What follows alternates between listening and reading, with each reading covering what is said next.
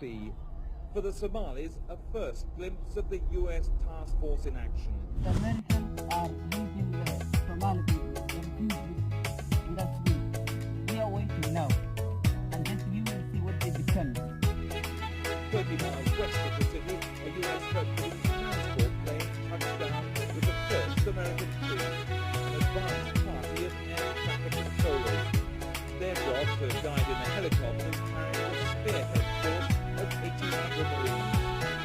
walaalnimadii wanaaggu inay waddanku ahaato wax weeyaan aad u fiican weliba sii qurux badnaato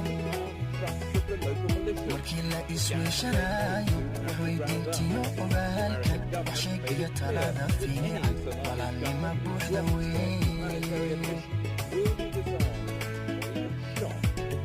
walaalnimadii wanaaggu inay waddanku ahaato ويان أدو في عن ونسي قرب بناتو وكل اسم شناي وحوي بنتي وقلالك وحشيك يتلاقى في عن ولا لما بوحدوي. The effects of the American operation are already being felt.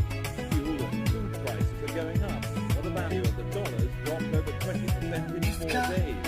لو يا حي ولا ليس إفكا وليس تراي على إفكا نبويا هاي ولا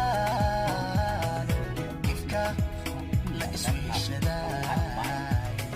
Meanwhile, the relief effort goes on. A red cross was unloading food on a quiet beach 40 miles south of Mogadishu today in the hope of avoiding attack by looters.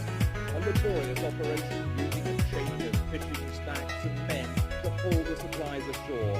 The only option at the moment until the US forces can reopen the main ports.